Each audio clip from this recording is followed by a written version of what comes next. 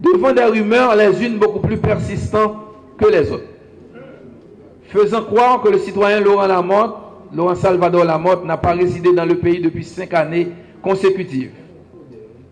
La commission spéciale chargée d'analyser son dossier a traité avec rigueur cette affaire de résidence en optant pour une classification des preuves basées sur des faits matériels et des témoignages d'autres personnes, des preuves préconstituées. Premièrement, des faits matériels et des témoignages d'autres personnes. Les différents constats des juges de paix de Pétionville et de Port-au-Prince, les certificats émis tant par le conseil municipal de Pétionville et signés de la mairesse, Mme Claire Lydie Parent, que celui émis par le ministère de l'économie et des finances, atteste que M. Laurent Salvador Lamotte a payé l'intégralité de ses impôts pour les périodes allant de 2006 à 2012, ce qui confirme son domicile fiscal en Haïti. Tous ces actes accompagnés de signes extérieurs, cachets, signatures, font foi par leur provenance en tant qu'acte public.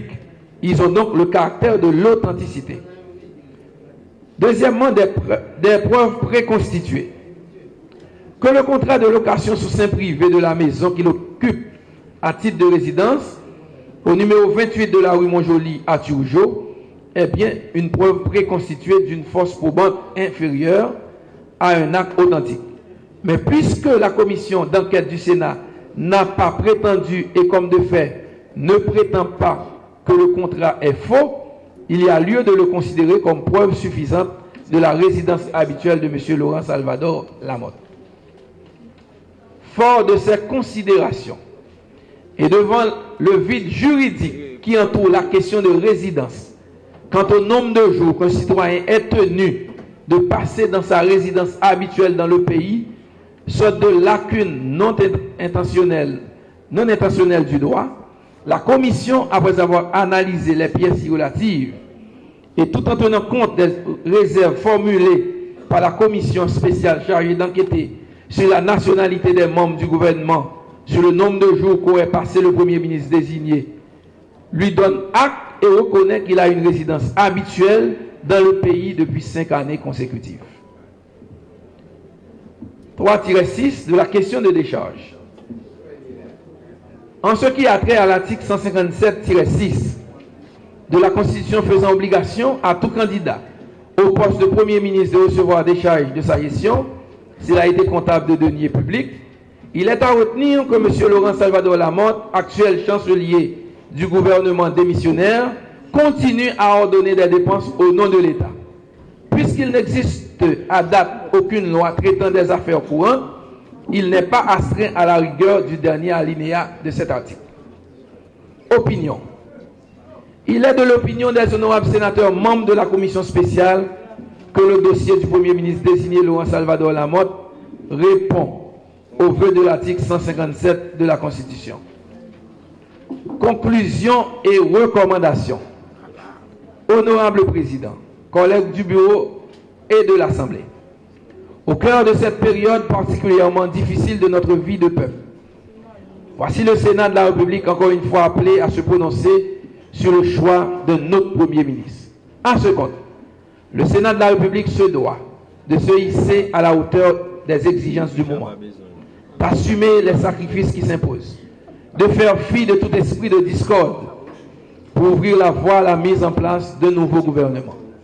La commission spéciale recommande donc à l'Assemblée des sénateurs de ratifier le choix de M. Laurent Salvador Lamotte comme Premier ministre pour conduire la politique du prochain gouvernement. Suivent les signatures de 4 des membres. Sénateur Jean-Rodolphe Joisy, président.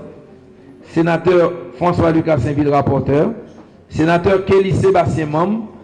Sénateur Mélius Hippolyte, membre.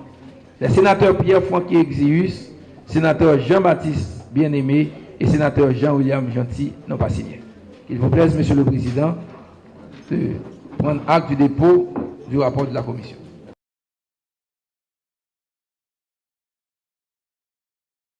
L'Assemblée a été édifiée exposé qui est fait sous rapport, la commission qui avait étudié sur et son choix pour le nouveau Premier ministre désigné. Conformément à l'article 219 règlement intérieur, le rapport ça fait pour finir par après discussion, quand même, pour finir par un vote. Et dans l'esprit, article règlement intérieur, ça, on a passé au vote, recommandation, rapport. Moun qui d'accord, qui accepte la recommandation rapport, levez main s'il vous plaît.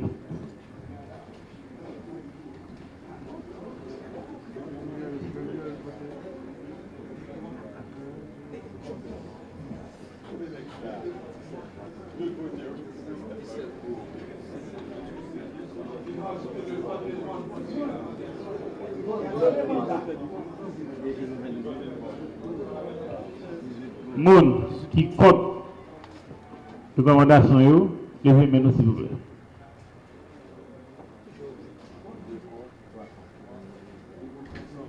Et moun qui abstenu, de voter ni pour ni contre, levez main s'il vous plaît.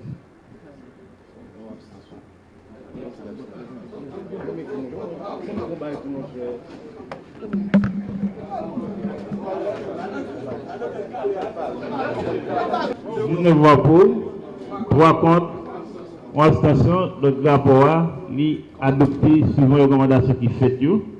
Et nous demandons pour le secrétariat du Sénat à votre disposition pour dessaisir et demander à la Chambre des députés à continuer avec le dossier ça. Donc, dès demain, d'accord, la sénateur. Il n'y a pas de rien encore dans l'ordre du jour, nous déclarons ça levé pour vous dire. Merci, honorable collègue.